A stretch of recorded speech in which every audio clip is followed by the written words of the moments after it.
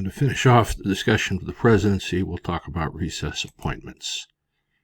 Per the Constitution, the president shall have power to fill up all vacancies that may happen during the recess of the Senate by granting commissions which shall expire at the end of their next session.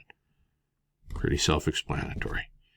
If a judgeship becomes vacant, that would require Senate confirmation normally, and the Senate isn't in session, the president can say, here you are. And the Senate has the opportunity to really view them at work, whoever they may be in whatever sort of judgeship, and choose whether or not to confirm them by the end of the next session. So, first off, I hope you know this is President Eisenhower. I had somebody once tell me this was Abraham Lincoln. Presidents have used the recess clause to fill labor boards all the way up to the Supreme Court. National Labor Relations Boards, trial judge, appellate judge, Supreme Court, ambassadors. President Eisenhower used this power effectively twice, once to appoint Justice Brennan to the Supreme Court in 1956, and also to appoint Chief Justice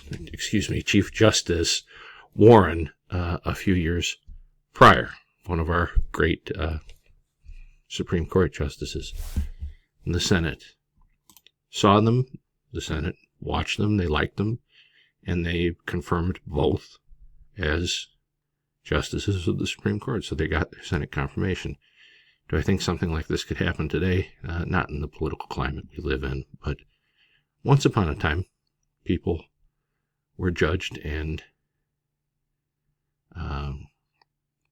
evaluated based on their value, not whether they had an R or a D after their name.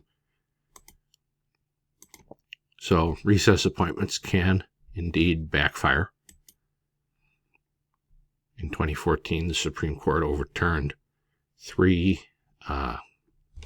appointments to the National Labor Relations Board that President Obama had tried to make, arguing that President Obama had overstepped his constitutional authority by making those appointments.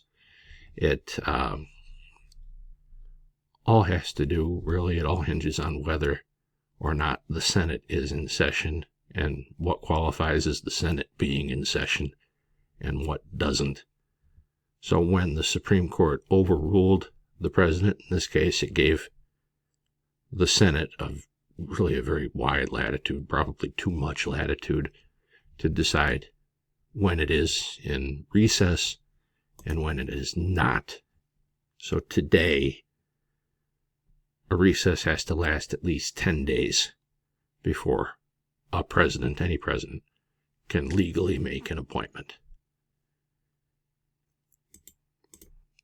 So SCOTUS, the Supreme Court, approved a loophole, though, that the Senate can use to leave town but stop the president from having free reign, and these are called pro forma sessions, and these exist almost entirely, to stop the president from making recess appointments. A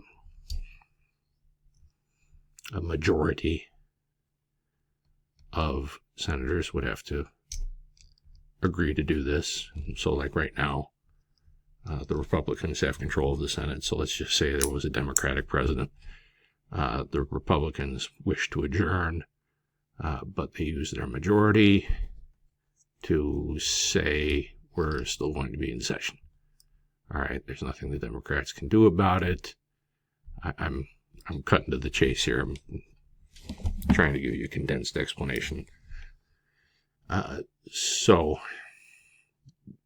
the rest of the senators go off to do whatever they're going to do, and a handful of senators stay behind, and they'll come in, and one will be the presiding officer, gavel them in. The clerk will call the roll. Senator X, Senator Y, Senator Z. There being no business for the day, the Senate stands adjourned. They're out. Lasts about 20 seconds, if that. There's no legislative business. They're calling roll. That's their claim, though, that they've been in session. They've all met. They've determined who was there. There you go. The Senate can gavel in and out for a long, long time before it starts to be a problem. It can take 20 seconds to do it. The majority of the Senate is needed to decide to go into a pro forma session. So the entire Republican majority right now would need to decide to do that, to go that route. And again, that would be more, that example would be more effective if we had a Democratic president at the moment. So there's one other legal avenue for the president. A president could just name an acting official, like the Attorney General. There could be an acting Attorney General, an acting Secretary of Defense, under the 1998 Federal Vacancies Reform Act. But under this act, the president can only appoint people who have already undergone Senate confirmation for another job. And that's a very thin list, very, very thin list of people. Like, say, Marco Rubio, Secretary Rubio, decided to tender his resignation. I mean, who living, could President Trump get under the 1998 Federal Vacancies Reform Act if he chose to go that route to fill in as acting Secretary of State? Hillary Clinton? I mean, very, very thin list of people, but that's an option. So the State of the Union, he shall from time to time give to the Congress information of the State of the Union, and recommend to their consideration such measures as he shall judge necessary and expedient. He may, on extraordinary occasions, convene both houses, or either of them, in case of disagreement between them with respect to the time of adjournment.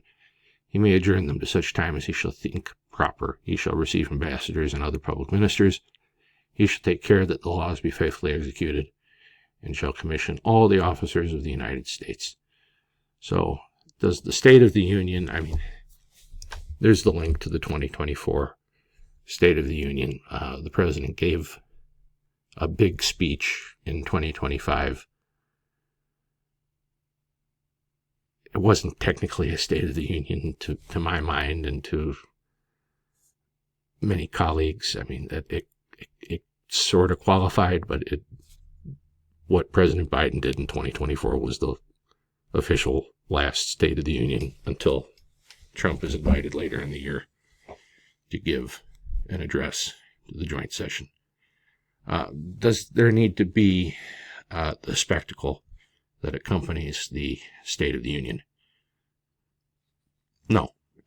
What you see mainly is political theater.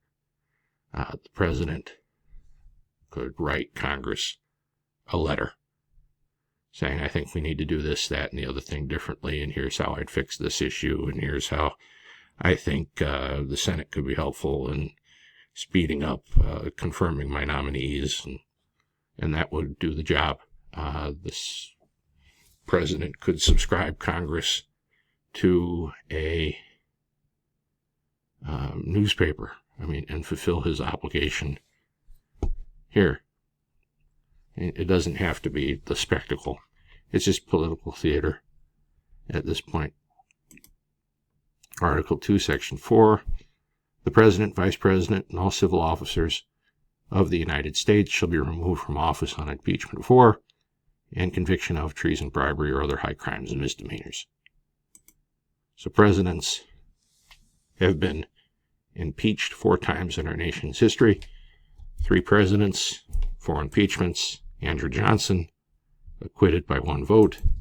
Bill Clinton, acquitted. Donald Trump, impeached twice. And there you have it. That is the conclusion of our study of the presidency.